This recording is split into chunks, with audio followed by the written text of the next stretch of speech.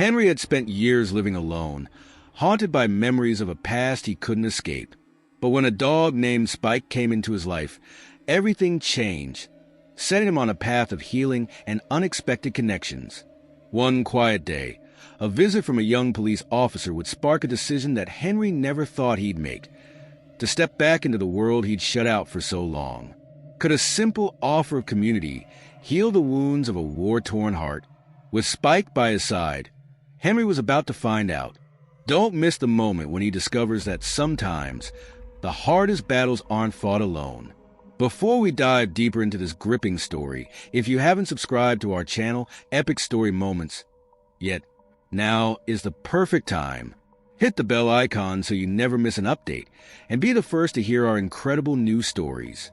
Don't forget to like, share, and comment to support more heartwarming tales like this. Let us know in the comments where you're watching from. We love hearing from you. The weathered house at the edge of the forest was home to Henry Caldwell, a solitary man whose life mirrored the battered structure he called his sanctuary. Despite its peeling paint and sagging porch, the house served its purpose. It kept the world at bay. For Henry, a retired veteran, that isolation was not just a preference but a necessity. The forest that surrounded his property was more than scenery. It was a shield, a barrier between him and the rest of humanity. Every morning, Henry rose at dawn, his actions steeped in the discipline of his military past. The old percolator on his counter hissed and sputtered as it brewed his coffee, a sound as familiar as an old friend. Taking his steaming cup, he would settle into the creaking chair on his porch, staring into the dense forest beyond. The stillness of the trees offered him a fragile peace, though it could never completely silence the echoes of his past. This morning began like any other. The golden light of the sun filtered through the canopy, dappling the overgrown lawn with patches of warmth. Henry sipped his coffee, his weathered face impassive, though his eyes carried a depth that spoke of unseen battles. Memories of his time in the service clung to him, unwelcome companions that whispered of gunfire, loss, and sacrifice. He carried those memories in silence. There was no one to share them with. By mid-morning, Henry had slipped into his usual routine. His vegetable garden demanded attention, and the rickety porch railing needed another round of repairs. His hands, though stiff with age, worked methodically. Later, he retreated to his shed, a refuge within a refuge, where tools and half-finished projects waited to keep his restless mind occupied. It was only necessity that drove him to town that afternoon. Supplies were running low, and while he avoided people when he could, some errands could not be postponed. Climbing into his ancient pickup truck, a machine as weathered as himself, Henry made the reluctant journey down the dirt road to the highway. The town was as unremarkable as ever, a strip of aging shops and weary faces. Henry moved through the general store like a ghost, gathering what he needed with practiced efficiency. Few people greeted him, and he preferred it that way. He was known but not known, an enigma who lived in the woods, shrouded in quiet solitude. On the drive back home, something on the roadside caught Henry's attention. A dark shape lay in the dirt, barely distinguishable from the surrounding brush. Slowing the truck, Henry squinted, his sharp eyes picking out the form of an animal. Pulling over, he stepped out cautiously, his boots crunching on gravel as he approached. It was a dog, large, lean, and badly injured. Its fur was matted with blood and dirt, and one leg was bent at an unnatural angle. As Henry crouched nearby, the dog's eyes opened, reflecting both pain and wariness. It let out a low growl, a feeble warning from a creature too exhausted to fight.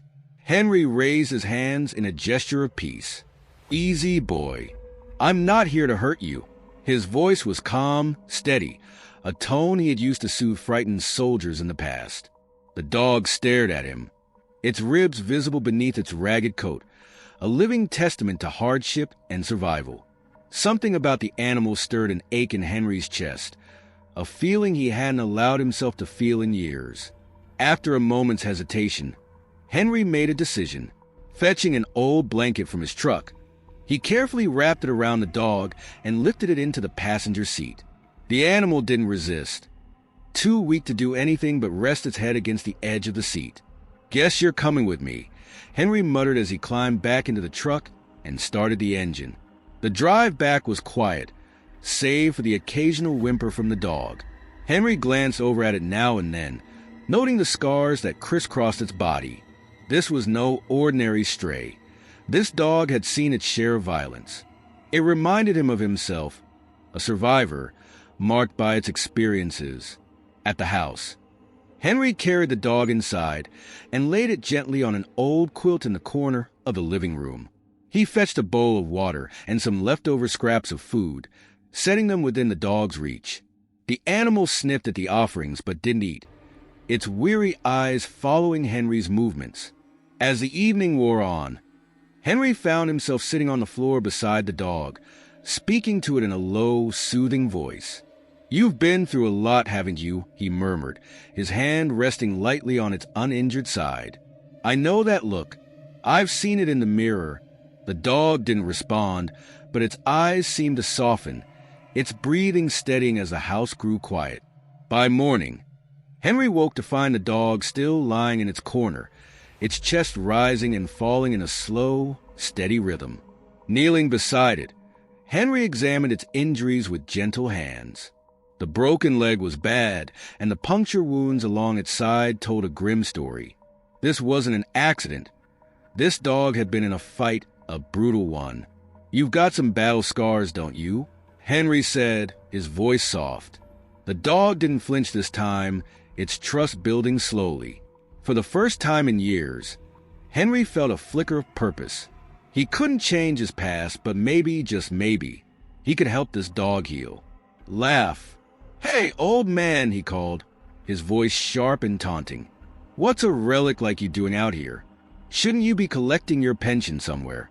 Henry kept his focus on the gas pump, pretending he hadn't heard. His years of service had taught him the value of silence in the face of provocation, but his stiff posture betrayed his unease. "Hey, I'm talking to you," the man persisted, his companions chuckling behind him. Another chimed in. "What's the matter, Gramps? Cat got your tongue." Henry finished fueling, replaced the nozzle, and climbed back into his truck without a word. His hands tightened on the steering wheel as he started the engine, but before he could drive off, the tall man stepped in front of the vehicle, blocking his way. "Where do you think you're going?" the biker sneered, his leather boots planted firmly in the dirt. "We were just getting to know you." Henry's jaw clenched, his military discipline warring with a simmering anger. He glanced in the rearview mirror and saw the others closing in, their grins predatory. One slapped a hand against the side of his truck, the loud thud making Henry flinch involuntarily. "Leave me be," Henry said finally, his voice calm but firm, honed by years of command. "I'm just passing through." "Oh, we'll let you pass, old-timer," the man said with mock sweetness, stepping closer. "But first, maybe you can spare a few bucks for some hard-working men like us." Henry knew where this was heading. He also knew that if he backed down now, it wouldn't end with a few dollars. These men thrived on fear, and showing weakness would only embolden them. "I don't have anything for you," Henry said, his tone icy. He locked eyes with the leader, his gaze steady despite the tension thrumming through his body. "Now move." For a moment, the biker faltered, caught off guard by the steel in Henry's voice. But then his expression hardened. "Big words for an old man," he growled, his hand reaching for something at his hip, a switchblade. The glint of metal caught the sunlight as the blade flicked open, drawing an audible gasp from a bystander across the lot. Henry's breath slowed, his senses sharpening. Years of training kicked in, his mind cataloging the threats around him. He calculated his options. But before he could act, a feral growl cut through the tension like a blade. All heads turned toward the source of the sound. Spike was there, standing at the edge of the lot, his teeth bared, ears pinned back, and body low to the ground. He looked every bit the fighter he'd been trained to be. The biker's confidence wavered. "What the hell is that?" one of his companions muttered. stepping back. Henry didn't miss a beat.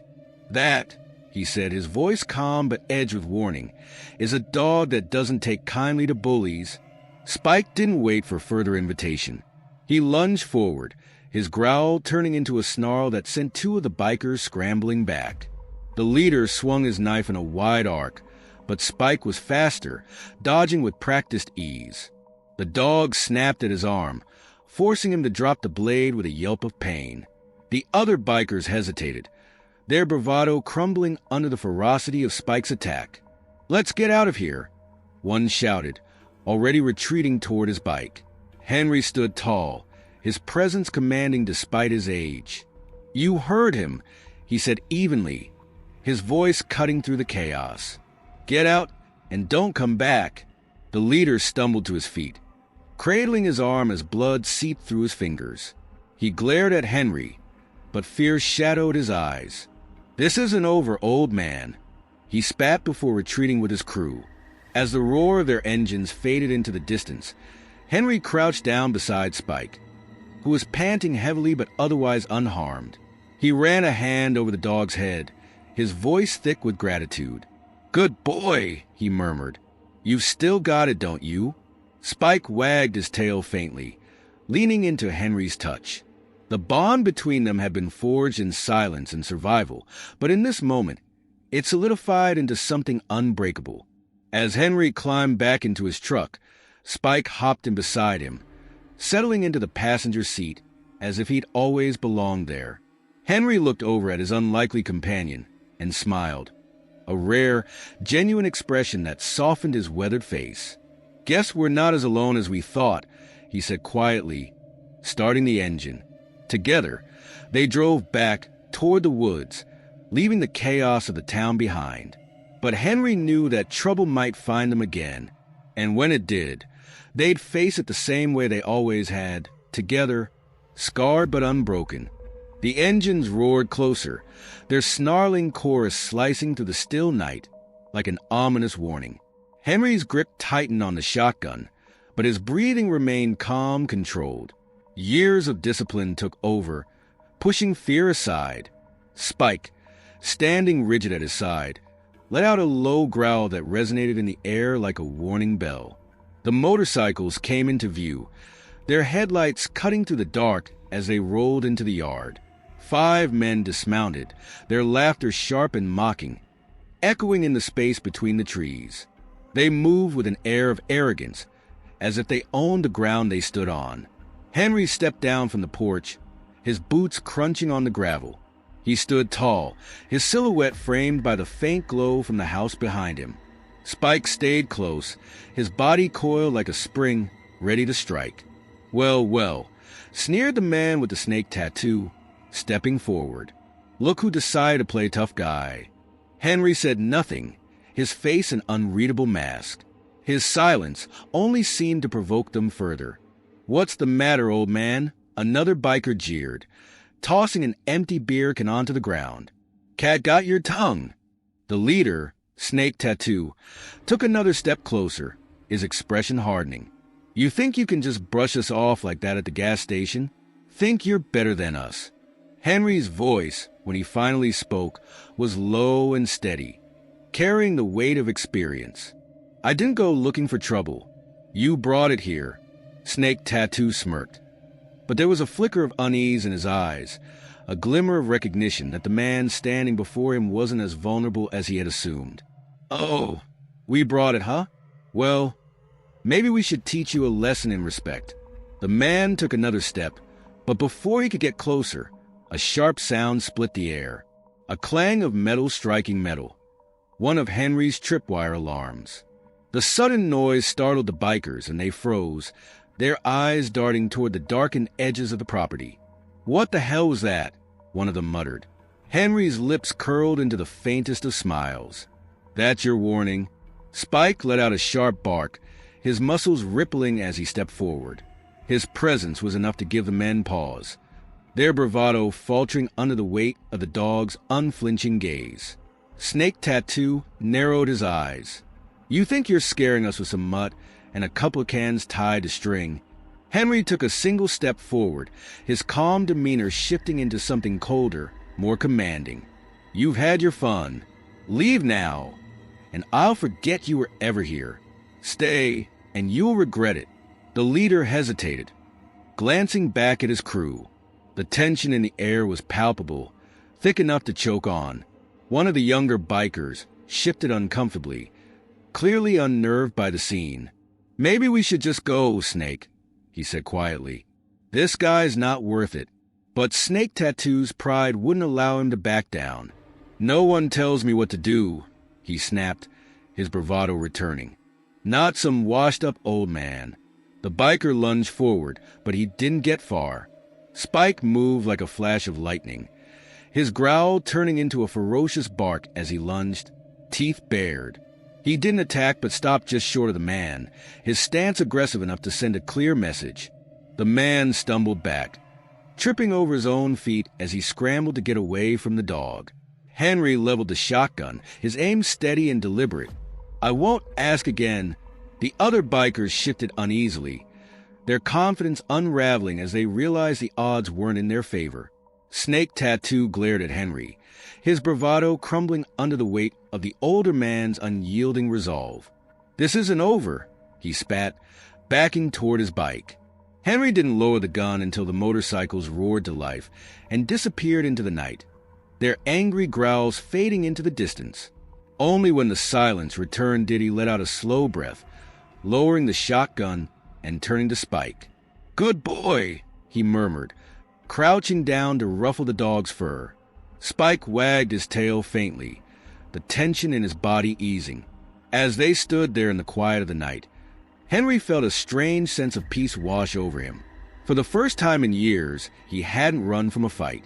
He had stood his ground, not just for himself, but for the home he had built and the bond he had formed with Spike.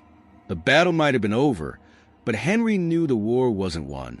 Trouble had a way of lingering, and he doubted those men would let the encounter go so easily. But as he looked down at Spike, he felt a renewed strength, a reminder that he wasn't fighting alone anymore. Together, they were ready for whatever came next. Henry stood on his porch, shotgun in hand, the weight of the weapon familiar yet foreign after so many years. His breath was steady, his stance firm. He had prepared for this moment, fortified his home, and steeled his resolve. Spike, his loyal companion, stood beside him, his muscles tense, his ears alert to every sound in the cool night air. Together, they were a team, a soldier and his sentry, ready to face the threat that rumbled closer with every passing second. The deep roar of motorcycles reverberated through the quiet forest, louder now, vibrating the earth beneath Henry's boots.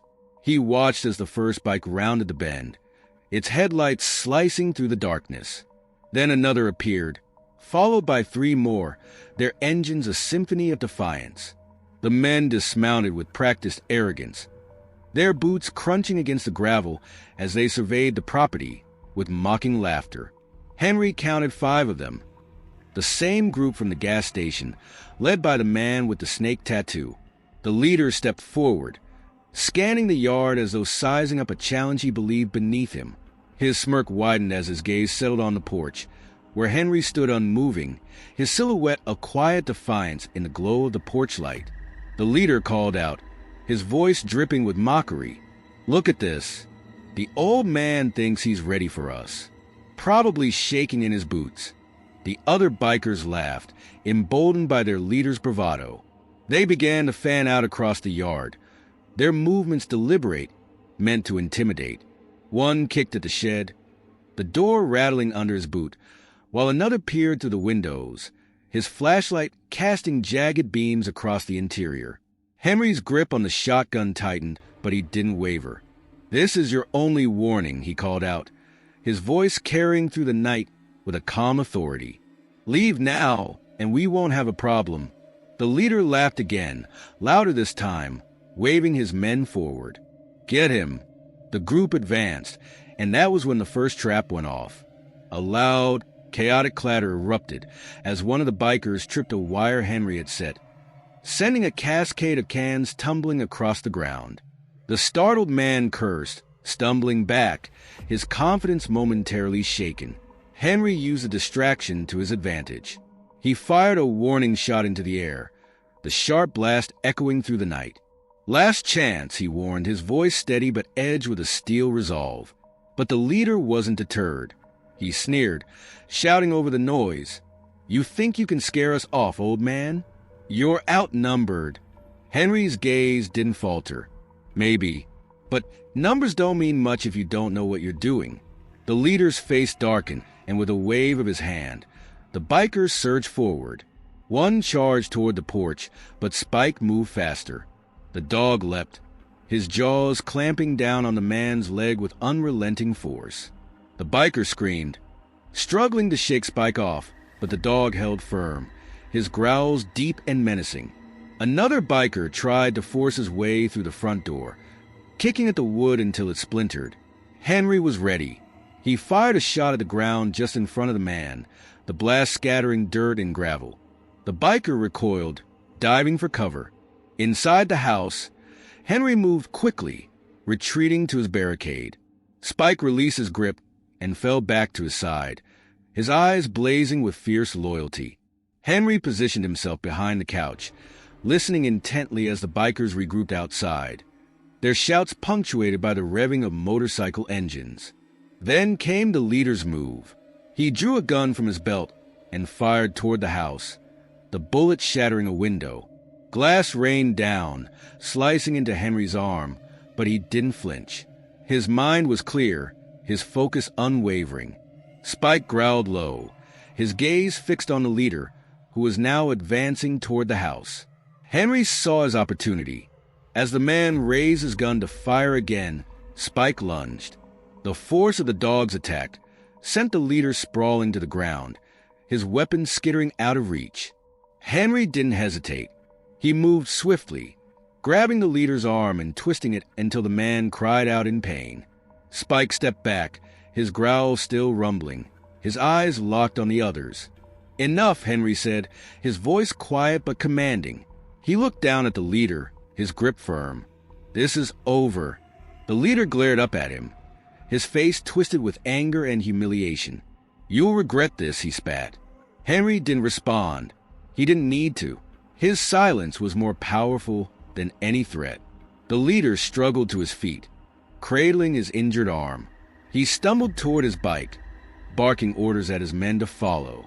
One by one, they mounted their motorcycles, their bravado now replaced with sullen defeat. The engines roared to life, and the group sped off into the night, their threats and taunts fading into the distance. Henry stood on the porch, the shotgun still in his hands, his breath heavy. He watched until the last taillight disappeared into the darkness, then lowered the weapon. Spike sat beside him, his tail wagging slightly, his eyes bright with triumph. Henry reached down, resting a hand on the dog's head. "Good boy," he murmured. "We did it." As the first light of dawn broke over the horizon, Henry surveyed the damage. His home had taken a beating, but it had withstood the storm. And so had he. For the first time in years, Henry felt a deep sense of peace. Not because the battle was over, but because he had stood his ground. He knelt beside Spike, scratching behind the dog's ears. "They might come back," he said quietly, "but so will we." Spike leaned into his touch, his loyalty unshaken. Together, they had faced the darkness, and together, they would face whatever came next. And walking back to his car, Henry watched him go, his hand brushing over the card in his pocket. The officer's words lingered with him longer than he expected. We veterans have to stick together. It wasn't something he'd thought about in years, leaning on anyone but himself. As the police cruiser disappeared down the road, Henry turned his attention back to the house. The day wasn't over, and there was still work to do.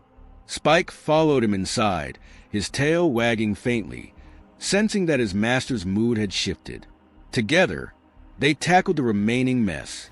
The broken glass was swept away, the floor scrubbed clean, and the damaged furniture either fixed or moved out of the way. The physical labor helped keep Henry's mind focused, each movement a deliberate attempt to push the memories of the night before further away. By the time evening rolled around, the house was livable again. The windows were boarded up securely, and the doors reinforced. It wasn't perfect, but it was enough for now. Henry sat down heavily at the kitchen table, Spike settling at his feet. He stared at the table for a long moment, the quiet of the house pressing in around him. For the first time in years, he felt something unfamiliar creeping in, a kind of connection to the world outside his solitary life. The officer's visit had stirred something in him, a reminder that he wasn't as alone as he'd come to believe. Spike nudged his hand, breaking his train of thought. Henry looked down at him, a tired smile tugging at his lips. "You're right, boy," he said softly, scratching behind the dog's ears. "We've got work to do tomorrow." The next day, Henry rose early. The morning light poured through the gaps in the boarded windows, casting long shadows across the floor. He brewed a fresh pot of coffee, filling his thermos before stepping out onto the porch. Spike followed, his steps light and eager, as if ready for whatever the day might bring. Henry surveyed the yard, noting the tired tracks and broken traps still scattered about. He'd need to clear them, rebuild where he could, and prepare for the possibility of the bikers' return. He started with the traps, dismantling the ones that were no longer usable and setting aside the materials to be reused. Spike stayed close, sniffing at the ground and occasionally wagging his tail when Henry glanced his way. By midday, Henry had made progress. The yard was beginning to look like its old self again, though the scars of the night's events would remain for a while longer. He paused to take a break, sitting on the porch steps with Spike at his side. The breeze was cool and refreshing, carrying with it the faint scent of pine and earth. Henry closed his eyes for a moment, letting the quiet wash over him. It wasn't often that he allowed himself to simply be, to exist without the weight of the past or the threat of the future pressing down on him. When he opened his eyes, he found Spike staring at him, his head tilted slightly. The dog's unwavering loyalty was a constant source of comfort, a reminder that even in the darkest moments, he wasn't truly alone. "Guess we got ourselves a second chance, huh?" Henry said, his voice low but steady. Spike barked softly in agreement, his tail thumping against the step. As the sun began to dip below the horizon, painting the sky in hues of orange and pink, Henry felt a quiet sense of determination settle over him. The fight wasn't over, not by a long shot. But he'd survived this far, and he wasn't about to give up now. With Spike by his side, he would face whatever came next. Together, they would rebuild one piece at a time until the house and their lives were whole again. And maybe, just maybe, they'd find a way to turn the chaos into something better, something stronger. For the first time in years, Henry allowed himself to believe that tomorrow might bring something worth fighting for. Someone who knows how to handle tough situations and has the kind of experience you bring. No pressure, though. Just think about it. Henry stared at his coffee for a moment, the steam curling upward in lazy spirals. The idea of being around others, even those who might understand him, felt foreign. But at the same time, there was a pull, a faint glimmer of something he hadn't felt in years. "I'll think about it," Henry said finally, his voice gruff but not unkind. The officer smiled, clearly understanding the weight of that statement. "That's all I'm asking. Here's the address if you decide to come." He placed a small card on the table, standing to leave. Spike followed the officer to the door, his tail wagging faintly as if sensing the man's good intentions. Henry walked him out, lingering on the porch as the officer got into his truck and drove off. The house felt quiet again, but not as empty as before. Henry looked down at the card in his hand, the address printed neatly in bold letters. He slipped it into his pocket, unsure of when or if he'd use it. As the days passed, Henry continued to rebuild. The physical work kept his mind occupied, the routine grounding him. Spike remained his constant companion, a loyal shadow who never strayed far. Mrs. Thompson checked in occasionally, bringing over baked goods or just stopping by to chat. One evening, as Henry sat on the porch watching the sun dip below the horizon, He found himself thinking about the officer's words. We could use someone like you. It wasn't just about what he could do for them, he realized. It was also about what they could do for him, offering a sense of belonging, a chance to reconnect with a part of himself he'd long buried. Spike nudged his hand, breaking his thoughts. Henry looked down at the dog, whose eyes were filled with quiet understanding. Maybe it's time, huh, boy, he said softly, scratching behind Spike's ears. The dog thumped his tail in agreement. The next morning, Henry made a decision. He pulled on his jacket, tucked the officer's card into his pocket, and called for Spike. The dog trotted over eagerly, sensing the shift in Henry's demeanor. As they stepped outside, the crisp air filled Henry's lungs, invigorating him. The road ahead was uncertain, but for the first time in years, he felt ready to take the first step. With Spike at his side and a newfound determination in his heart, Henry started the truck and headed toward the address on the card. Whatever lay ahead, he knew he wasn't facing it alone.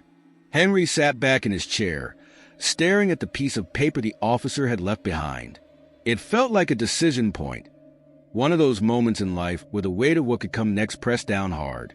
Spike padded over to Henry, sitting by his feet, his bright eyes filled with something like understanding. The dog's presence was a reminder that, for all the walls Henry had built, there was still the possibility of connection, even if it felt foreign. "All right, boy," Henry murmured softly, scratching behind Spike's ears. "Let's see what this is all about." As the days passed, the idea of joining the veterans group gnawed at him. The familiar dread of vulnerability made his chest tight, but a quiet curiosity also stirred. The last time Henry had been part of something, really part of something, had been during his service. Since then, he'd kept to himself, thinking he didn't need anyone. But there was a tugging at his heart now, a possibility he hadn't allowed himself to consider in years. Saturday came, and Henry stood in front of his closet, pulling out the only shirt that wasn't torn or stained. He hesitated, but Spike's gaze from the doorway, eager yet calm, nudged him forward. "Come on, boy. Let's go for a drive." The VFW Hall was a small building tucked away in a quiet corner of town. When Henry arrived, the parking lot was nearly empty, save for a few old trucks. He parked and sat there for a while, staring at the modest building. Spike, ever the alert companion, sat up in the passenger seat, eyes wide with anticipation. The dog seemed to sense something important was happening. With a deep breath, Henry opened the truck door. "Let's do this," he said to Spike. The dog barked softly as if in agreement, his tail wagging. Together, they walked inside. The hall was warm and filled with the buzz of conversation. There were people of all ages, some in wheelchairs, others standing, engaged in casual discussions. The officer saw them and waved Henry over with a grin. "Mr. Caldwell, glad you could make it," he said. Henry was introduced to a few others, and Spike, being Spike, made the rounds with his tail wagging, accepting the attention of those who reached out to pet him. He was clearly in his element, moving comfortably through the crowd as Henry, though still feeling out of place, tried to relax. A woman in her 50s stepped forward, extending her hand with a warm smile. "Nice to meet you, Henry. I'm Lisa, Army medic, 89 to 93, she said. Her eyes were kind and her smile genuine. Henry shook her hand, his grip firm. "Henry Caldwell, infantry. Long time ago." "You're in good company here," Lisa said with a smile. "We all have our stories. You'll fit right in." As the afternoon wore on, Henry found himself listening more than talking. He heard stories of struggle, resilience, and triumph, shared by people who had been through similar experiences. There was something comforting in being surrounded by people who understood. It wasn't just about war or the ghosts of the past. It was about carrying burdens that couldn't be seen and finding others who had learned to carry them too. Spike was a hit, as always, moving between people, accepting their affection with quiet grace. As the meeting came to a close, the officer clapped Henry on the back. "What do you think, Henry?" Not so bad, right? Henry looked around at the group, their faces warm and welcoming. Not bad at all, he said, his smile genuine. I think I might come back. The officer grinned. We could use a guy like you. On the way back to the truck, the sun was setting, painting the sky in pinks and oranges. Spike walked beside Henry, his tail wagging happily. The dog's presence, unwavering and loyal, was more than just a comfort. It was a reminder that, even when things felt uncertain, they didn't have to face it alone. We did all right today, didn't we, boy? Henry said softly. Spike barked softly, a sound that seemed to carry a promise. Together, no matter what. That evening, as Henry and Spike sat on the porch, watching the stars appear one by one, Henry felt a sense of peace settle over him. For the first time in a long time, he wasn't alone. He had Spike, and now he had a group of people who understood him. People who had walked through similar fires and still managed to stand strong. The weight of the past wasn't gone, but it felt lighter now. Henry had found something worth fighting for again. Community, connection, and purpose. And as long as Spike was by his side, Henry knew he could face anything that came their way.